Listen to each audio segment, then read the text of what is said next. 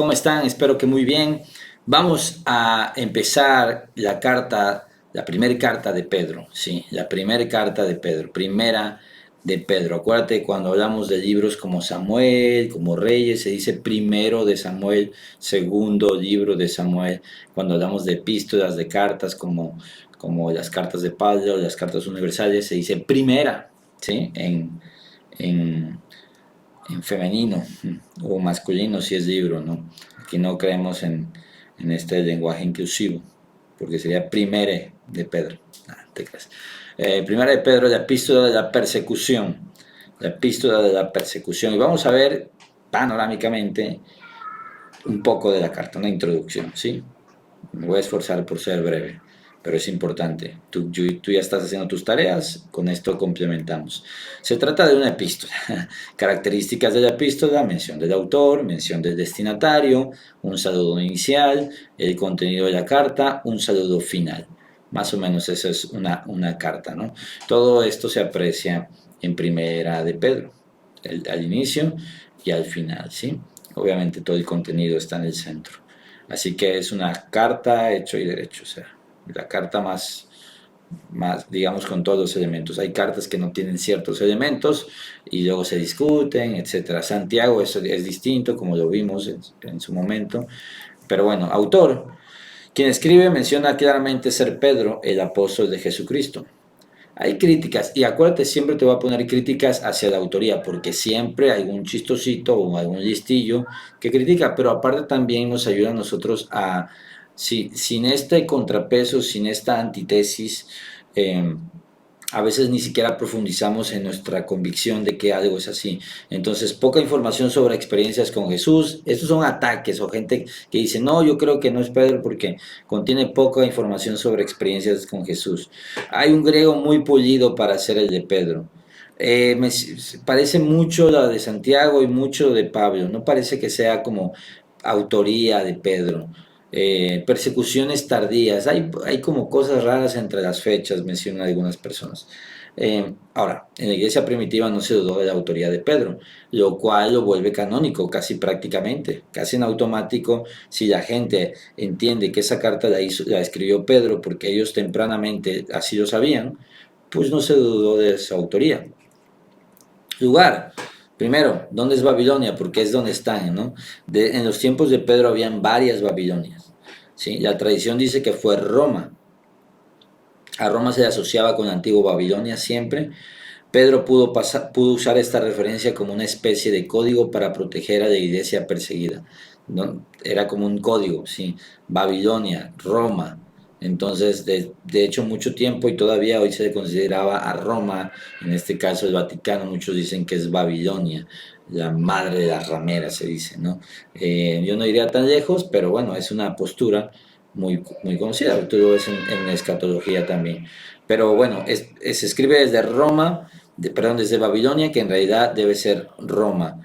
Ahora, la fecha, la tradición cuenta que Pedro fue crucificado de cabeza entre el 67 y el 68 después de Cristo. Entonces, vámonos abajo, tiene que ser abajo del 67. Esta carta debió escribirse antes de esa fecha. Entre esta carta y la muerte de Pedro está la segunda carta de Pedro. Así que tenemos que irnos todavía un poquito más abajo. Una fecha probable es 64 o 65. Ya hay persecución, ya hay prueba, todo esto, pero todavía sigue vivo Pedro y todavía no ha escrito la segunda carta. Entonces, 64 y 65. Va. Contexto histórico: la persecución de Nerón, una de las más grandes de la historia. Aquí es donde se escribe. Nerón mató a Pedro y Nerón mató a Pablo. Imagínate cómo se está chicharrando en el infierno Nerón. eh, ¿Cómo inició? Nerón incendió la ciudad para reconstruirla. Si tú estudias un poco de la historia de estos locos, porque eran unos locos la mayoría, vas a ver cómo era el hambre de poder, traición, la moralidad era lo más bajo que podía existir. El concepto de lo moral no existía prácticamente. Entonces, no te extrañe ver este tipo de cosas siempre en la historia. Y él incendió la ciudad para reconstruir. De hecho, en los registros se le considera un loco. No es que nosotros pensemos que esté loco, es que ellos consideraban que era un loco, ¿sí? Como Cómodo, el hijo de Marco Aurelio, que tú lo consideras por la película y sale loco, pero también fue un loco.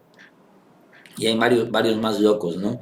Eh, en la historia, reales, pues no nada más en las películas. Los romanos se enfurecieron cuando pasó esto, entonces Nerón usó el cristianismo como chivo expiatorio y ahí generó un odio hacia los cristianos porque dijo que ellos eran los que habían hecho esto. El odio hacia los cristianos creció. Esta persecución comenzó a mediados de los 60 y terminando a principios de los 70. Ese es el periodo de esta persecución. Nerón fue el emperador más terrible. John Fox dice, hizo que algunos fueran cocidos en pieles de animales silvestres, antojándolos a los perros hasta que expiraran. A otros los vistió de camisas atiestadas con ceras, atándolos a los postes y los encendió en sus jardines. Imagínate. Nada más ahí te lo dejo, para que veas dónde estaba parado este tipo. ¿Ok? Destinatarios, los expatriados de la dispersión, así se le llama.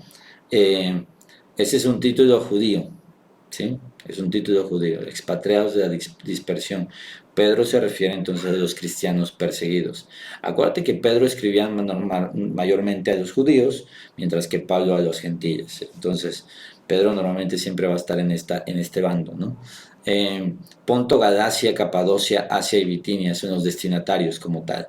El contenido de la carta revela que Pedro escribe a varias iglesias, porque no muestra especificaciones a una iglesia en particular, es decir, no da detalles específicos, sino como que él dice, voy a escribir esto a toda mi gente, a todas mis iglesias, a toda la gente que está allá. Esta era la definición de un apóstol, alguien que tenía autoridad sobre varias iglesias. Así que, bueno, así está el rollo, ¿no? Y propósito, vaya, volamos, ¿eh? Pero bueno, al punto. Propósito, el tema predominante es el sufrimiento. Ese es el tema de la carta. Lo vamos a ver cuando revisemos el texto. Pedro mismo declara su propósito. Os he escrito brevemente amonestándoos y testificando que esta es la verdadera gracia en la cual estáis. Amonestar para que permanezcan fieles en la persecución.